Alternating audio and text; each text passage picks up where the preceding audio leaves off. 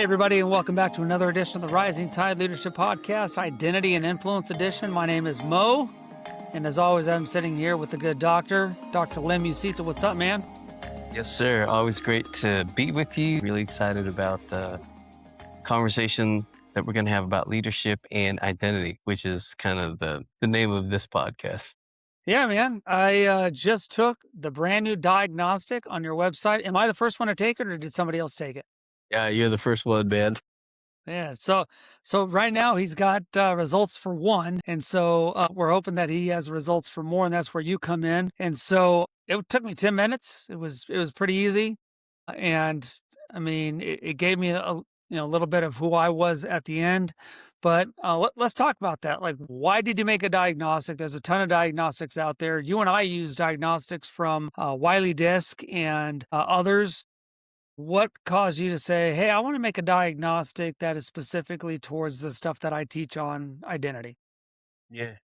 So this diagnostic was specific to my research and this book that I just put out. I took my doctoral dissertation and I updated it I updated it from when I wrote it, and then I changed some of the language. I personalized some of the language, so it's much easier for public consumption. But I take James Marcia's identity statuses, created new names for it, so it's a little bit more palatable. Because diffusion and moratorium doesn't mean anything, but floater and seeker just sound a little better. And so because this podcast is identity and influence, and one of the things that we keep talking about in our podcast is you lead out of who you are. And identity is the focus of my research. And there are 4 identity statuses that James Marcia talks about. The floater, who's just kind of floating around. Floaters don't typically lead, they just kind of float around. The seeker is somebody that's exploring identities. The performer is somebody that has chosen an identity but hasn't yet explored it. It is not a forged identity. And then the rooted leader is the identity status where you've explored identities, you've made commitments to identities. Both exploration and commitment is present, and you're just a rooted person. And then I take these identity statuses and I also created a way to understand organizations and their identity status. And so you can also have organizations that are floaters, seekers, performers, and rooted. And one of the things that I realize is a lot of organizations, a lot of even universities are just creating performers. Like even in our families, we create performers like, do this. This is what you need to do in order to perform. But a rooted identity is a much more solid identity. It won't be swayed and it can't be bothered. It can't be, you can't really manipulate a rooted leader because they're rooted in who they are. And so, this diagnostic just helps people to understand and give them framework for where they are in their leadership. Are they a floater? Are they a seeker? Are they a performer? Or are they rooted? And so you took the diagnostic, and what did you come up with? Well, I thought I was going to be the performer, but I came up and was the rooted leader. So sometimes I feel like I'm a performer. Sometimes I feel like I'm rooted. I mean, take me through that. How would somebody know, and this is how I think I am, this is how I'm going to be? Does it matter? That's a great question, because on the surface, a performer and a rooted leader can look the same, right? Because they're doing what they're supposed to do. And the difference is a performer will buckle under pressure. Because a performer hasn't forged their identity, they don't have a solid identity. Like once a struggle comes or once pressure comes, they're going to buckle. Whereas a rooted leader won't buckle. They won't back down. They won't be intimidated. They'll stand their ground because they're rooted. And the problem is in performer organizations, if you're a rooted leader, you're not going to fit, or you're going to get fired, or they're going to get rid of you because you're not performing to this is who we need as a leader. And so a rooted leader and a performer can look the same, but a rooted leader will be a threat to a performer organization. And so rooted leaders need to know that like you're either going to need to do things on your own or work for a rooted organization so you don't freak people out. But that's the Yeah. difference. Like it looks the same, but the difference is when a pressure is applied, performers will buckle and rooted leaders will stay rooted. Yeah. I mean, and that really is the uncomfortable piece of it, right? Like, a lot of performers, they are winning. Big Yeah. titles, loyal teams, their Hmm. numbers are really good. So why should a leader who's succeeding on borrowed certainty, why should they do the harder work to become a rooted leader? Yeah, no, that's a great question. In my framework, the rooted leader isn't necessarily the goal. I mean, it'd be great if that's what you want to do, but I know there's a lot of people that thrive under performance. We just recorded an episode on athletes and retiring, and athletes get a lot of praise and affirmation based on their performance, right? And as long as they're performing, they're as long as they're getting the accolades, as long as they're getting the affirmation, that can sustain a performer athlete. It can also sustain a performer leader. That uh, the only time that that's a problem is if there's pressure, right? And so performers can sustain their performing as long as there's affirmation and the accolades to support their performing. But once that's gone, once they get challenged, that challenge is gonna buckle their identity, and then they're done. So I mean that's the issue with performer leaders. You know, they can sustain and they can continue to perform, but then you notice like once they retire and all the accolades and the affirmation is done, then they're kind of lost because they don't have that. Whereas a rooted leader can continue on. They don't need the accolades, they don't need the affirmation because they're rooted in their sense of identity and self, and they're solid in that. So, you know, they're not swayed by it. And so, yeah, like that's a great question. Like, you don't necessarily need to become a rooted leader as long as you're receiving the affirmation and the accolades and the praise. But once that's gone, and once there's pressure, and once there's suffering, and once once you're challenged and there's no affirmation or accolades, then your identity like suffers. But a forged identity won't suffer and will kind of continue on. So that's the difference. Yeah. So if no status is a verdict in your life, right? You have the choice to move on and be better. So let's say that I report to a leader. I need something from them. I need to report to them. I need to do good things. When does grace for somebody's formation become an excuse for bad leadership? Like, how do I know when I'm under bad leadership? How do I know when I'm being the bad leader?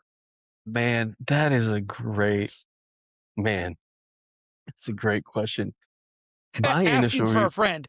No, bro, my initial reaction is if you're not working for a great leader, then that's on you because you put yourself in that situation. You know what I mean?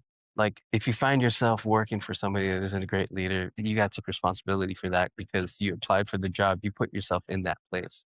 Now, if you put yourself in that place and you have the humility of working in that role to either make yourself better, make him better, make the team better, make your leader better, like that's a choice that you've made. And so if you put yourself there and you hate it, that's your fault. If you put yourself there and you know the situation that you're in and you have the humility to stay in that role, then make your leader better, make your team better, make yourself better because, you've put on humility to be in that role where you're working for somebody that isn't a great leader. Does that make sense? And so I guess it depends on your perspective. It depends on whether you are hating it. And if you hate it, leave.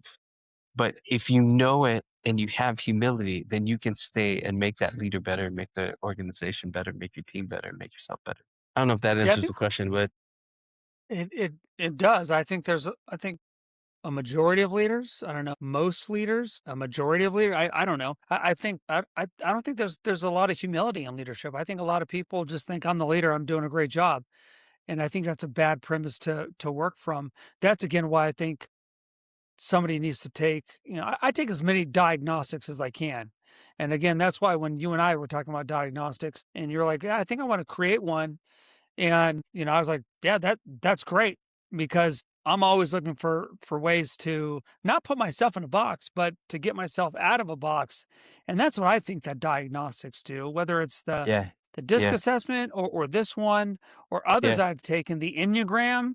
It was like, well, why do you want to put yourself in a box? I'm only, no, it's Uh, not. I'm just this way. But the way that you answer questions, because people that put these together, these diagnostics together, like you did, like yeah. they're thoughtful about it and they have an idea, an understanding about, in this case, Yeah. identity. And so Yeah. why wouldn't I want to learn a little bit more about myself? But it's like when I was talking to a leader last week, and I know because he was in the military and he's leading people. And I said, dude, you know, there's a great book that I think you should read, and here it is. And you know what he said to me? He goes, "Oh, I don't read books." And I'm like, dude, what?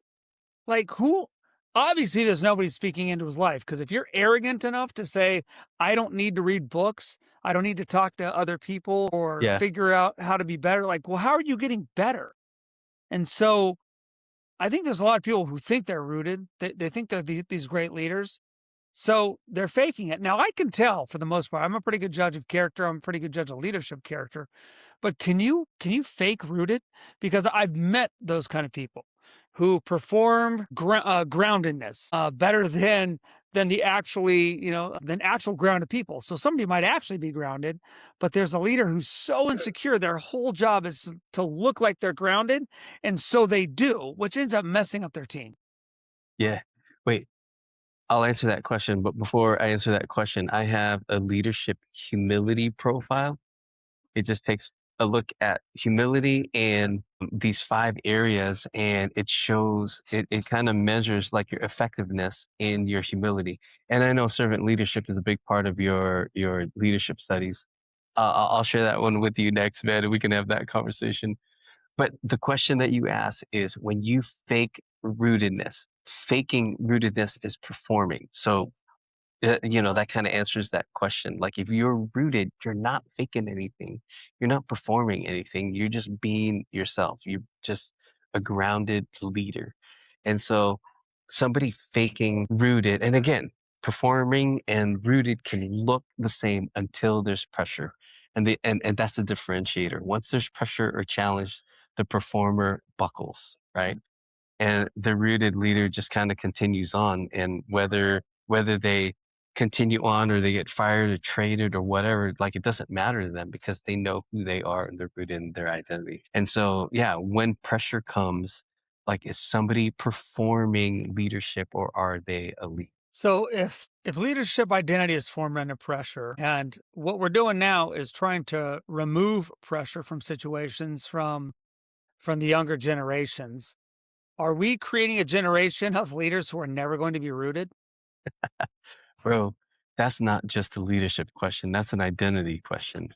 Like, it's for identity and for leadership, like, we're making it easier for kids, we're making it easier for people to not be challenged. That's what AI does, that's what the algorithm does. It just makes it easier, and so that this goes into my doctoral research. When you are exploring an identity, or the algorithm is providing all the identities for you without any kind of exploring, one, you're not exploring, and then you're not being challenged in your exploration, so you're not making commitments. And so, that's why we have all these floater people, and floater people don't become leaders. You know what I mean? Like, you have to challenge yourself. You have to go through the crucible. You have to have a forged identity in order to move to being solid and rooted. But yeah, no, bro, you're asking, I was bro, like, you're I'm asking, looking for something that I wanted to read to you because it was funny, but keep going while I find it. no, but you're asking all the right questions about identity and leadership. Like, the thing that forms leaders is struggle and suffering and challenge, right? And until you go through that, you can't ever get to a rooted identity. But man, those are all the right questions. Yeah. So here, I found it. Here's where it is. There's all these funny Gen Z, millennial Gen X things or whatever. And there's a Gen Z person posted, how did you guys write essays without AI? And the Gen X person, the comment says, bro, we wrote essays without even reading the book. Like, that's industriousness, Yeah, right? Like, man.